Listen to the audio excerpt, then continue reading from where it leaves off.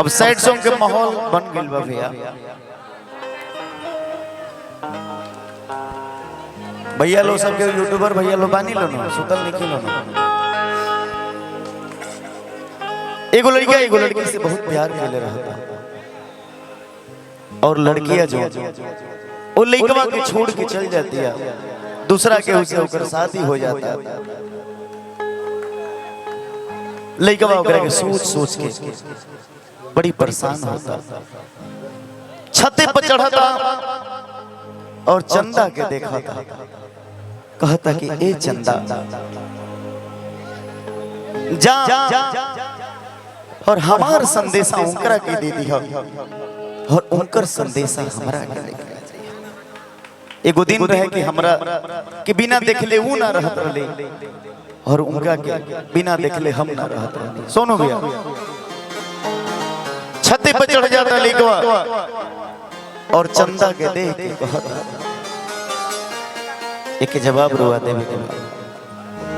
हमू पिया के उससे प्यार कैले रहनी। मुरारी भैया प्यार हो जाला वो आदमी हमरा के छोड़ के चले, मगर हम सच्चा प्यार कैले रहनी और जीवन भर जबले जियब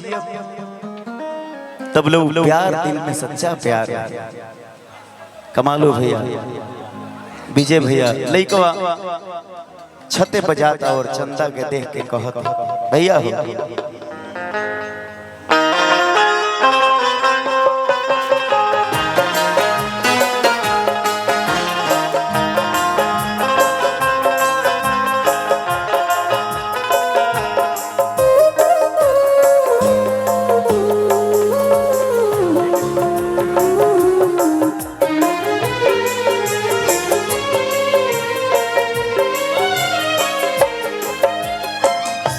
जहिया से चली गईलू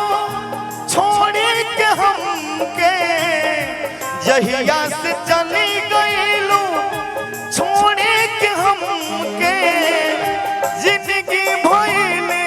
सुनसान हो जाए चंदा ले आवा खबरिया, जाए चंदा ले आवा खबरिया,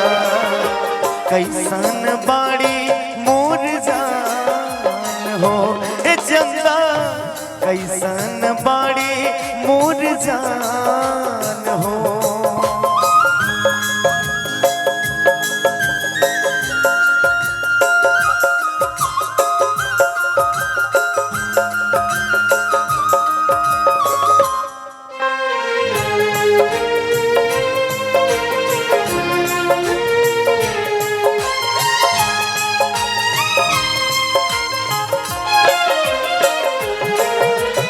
कहता कि ये चंदा जाऊं कर खबर ले आओ कि कैसन उबाड़ी हमरा के छोड़ के चल गईली, हम उनकरा याद में तड़पता नहीं। कहता लिखा कब को रमय में हमरा रहत रहली,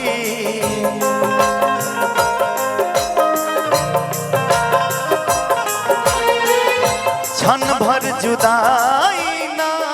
सहत रहली,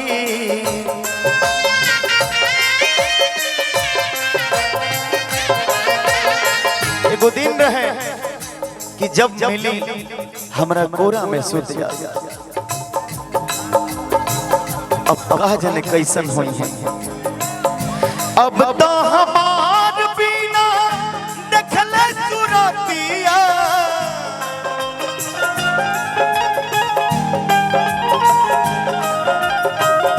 हो जाता कोई से बिहान हो जाए चंदा ले आवा खबरिया, जाए चंदा ले आवा खबरिया, कैसन बाड़ी मोर जान हो ए चंदा, कैसन बाड़ी मोर जान हो।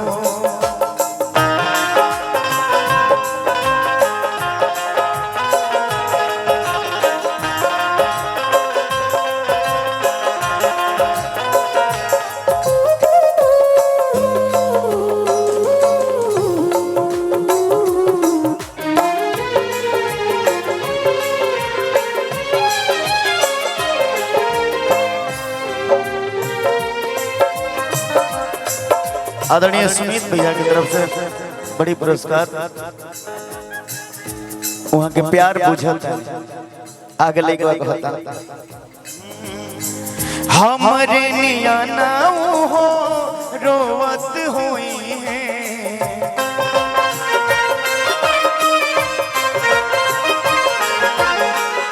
लोडवा से का जरा धोवत हुई है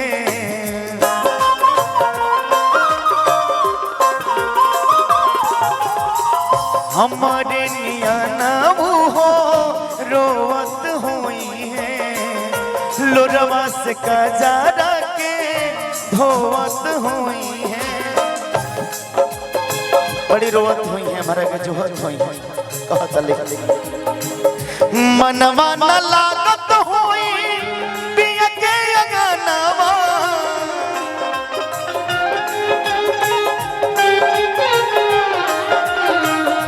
मनवा न लागत हुई पिया के अगनवा होई है बहुत परेशान हो जाए चंदा ले आव खबरिया जाए चंदा ले आव खबरिया कैसन बाड़ी मोर जान हो ए चंदा कैसन बाड़ी मोर जान हो ए चंदा कैसन बाड़ी मोर जान हो ए चंदा कैसन बाड़ी मोर जान हो ए चंदा कैसन बाड़ी मोर जान